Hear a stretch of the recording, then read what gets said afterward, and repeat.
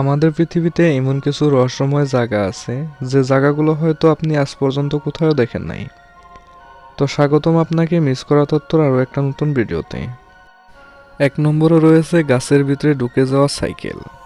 ওয়াশিংটনের ভার্সন আইল্যান্ডে রয়েছে এক বিচিত্র গাছ, যার মধ্যে রয়েছে একটি মরচা পড়া পুরনো সাইকেল, যার ভিতরে লুকানো অবস্থায় আছে, যে শুধুমাত্র সামনের এবং পেছনের টায়ার দুটা দেখা যায়।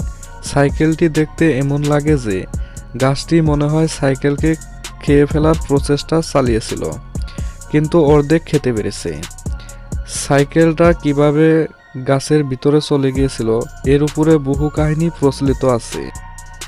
সেটি হলো এই সাইকেলটি এক বালকের ছিল, যে এই সাইকেলটি গাছের পাশে রেখে যুদ্ধে চলে গিয়েছিল এবং মারা গিয়েছিল। এবং দ্বিতীয় গণনা অনুযায়ী একজন মানুষ এই সাইকেলটি গাছের নিচে রেখে আইল্যান্ড ছেড়ে অনেক দূরে চলে গিয়েছিল। আর কিছু লোক তো বলে এটিকে মানুষের কারসাজি। 2 নম্বরে রয়েছে দক্ষিণ আমেরিকার দেশ ভেনেজুয়েলায় এমন একটি স্রোত রয়েছে যার উপর দিয়ে সারাক্ষণ বজ্রপাত হয়।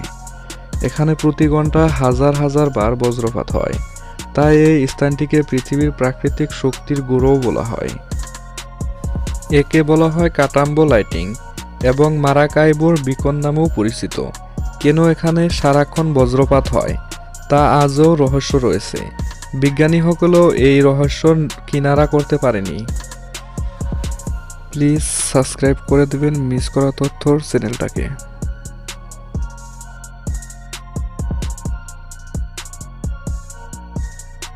3 নম্বরে রয়েছে 70 বছর ধরে চলা এক ট্রাফিক জ্যাম। 5 মিনিটের কোনো ট্রাফিক জ্যাম আমাদের জীবনটাকে অতিষ্ঠ করার জন্য যথেষ্ট, কিন্তু কোনো ট্রাফিক জ্যাম যদি 70 বছর ধরে চলে, তাহলে জ্যামে থাকা গাড়িগুলো এমন হাল হওয়ার কোনো আশ্চর্যজনক বিষয় নয়। এই যে গাড়িগুলো দেখছেন, এগুলো এভাবে 70 বছরও বেশি সময় ধরে এখানে দাঁড়িয়ে রয়েছে। 70 বছর আগে এই গাড়িগুলো একেবারে নতুনের মতোই মানুষ গ্রহণ করত। হঠাৎ তাদেরকে একদিন দাঁড়িয়ে যেতে হয়, আর দাঁড়িয়ে থাকতে থাকতে আজ তাদের এই অবস্থা। কোনোদিন তাদের মালিক তাদেরকে নিতে আসেনি, আর এই জায়গা গাড়ি রাখার আস্তানা হয়ে গিয়েছে। এই রহস্যময় জায়গাটি রয়েছে ইউরোপের বেলজিয়ামের এক জঙ্গলে, যেখানে আনুমানিক 500রও বেশি পুরানো গাড়ি এভাবেই পড়ে আছে। তা দেখতে বড়সড় এক ট্রাফিক জ্যামের মতোই লাগে। তার ধারণা করা হয় এই গাড়িগুলো তাড়াহুড়ো করে এখানে ছেড়ে চলে যেতে হয়েছিল। কিন্তু কেন? আসলে এই গাড়িগুলো বেলজিয়ামে বসরত আমেরিকান সৈন্যদের দ্বিতীয় বিশ্বযুদ্ধের সময় নিজের গাড়ি এখানে ছেড়ে চলে যেতে হয়। তখন তারা এই জঙ্গলে গাড়িগুলো লুকিয়ে পার করেছিল, এটা ভেবে যে এইগুলো এখান থেকে নিয়ে যাবে। কিন্তু যুদ্ধ শেষে আমেরিকা পর্যন্ত নেওয়ার খরচ বহন করার মতো পয়সা ছিল না, তাই এই গাড়িগুলোকে এখানে এই অবস্থায় ছেড়ে চলে যেতে হয়। 4 নম্বরে রয়েছে 1955 সালের গায়েব হয়ে যাওয়া এক বিমান, যা 37 বছর পর ল্যান্ড করে।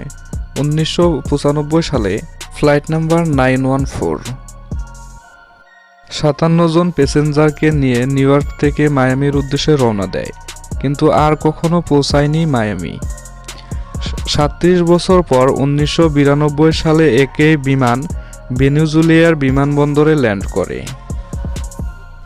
এমনকি তারা কন্ট্রোল টাওয়ারের সাথে কথাও বলেছিল। এয়ারপোর্টের রাডার স্ক্যানে তখন কিছু ছিল না, কিন্তু তাও এয়ারপোর্টের সব মানুষ বিমানটিকে দেখেছিল। তারা কাছ থেকে গ্রাউন্ড সাফার বিমানের যাত্রীদেরকে দেখেছিল, যারা জানলা থেকে আশ্চর্য হয়ে তাকিয়েছিল। সম্ভবত তারা ভবিষ্যতের জিনিসপত্র দেখে হতভম্ব হয়ে গেছিল। পাইলট জিজ্ঞাসা করেছিল যে তারা কোথায় এসেছে। জবাবে কন্ট্রোল টাওয়ারের কর্মীরা বলে, 1992 সালের আপনারা ভেনেজুয়েলার এয়ারপোর্টে এসেছেন। শুনে তারা ভয় পেয়ে যায়। নিজের জানলা খুলে হাত বাড়িয়ে বলে, আমাদের থেকে দূরে থাকুন, আমরা চলে যাচ্ছি। আর কিছু সময়ের মধ্যে বিমানটি টেক অফ করে আকাশের চিরতরের জন্য গায়েব হয়ে যায়। কিন্তু যাওয়ার পূর্বে বিমান থেকে একটা ক্যালেন্ডার উড়ে মাটিতে পড়ে যায়, যাতে লেখা ছিল 1955 সালের। এই ঘটনা থেকে আর এই ঘটনাটি সবথেকে বড় সাক্ষী হয়ে যায় সেই ক্যালেন্ডার আর সেই সাথে কন্ট্রোল টাওয়ারের সাথে কথাবার্তা রেকর্ডিং সেখানে ছিল। সেখানে উপস্থিত সকল মানুষ এই ঘটনাটির সাক্ষী হয়ে যায়।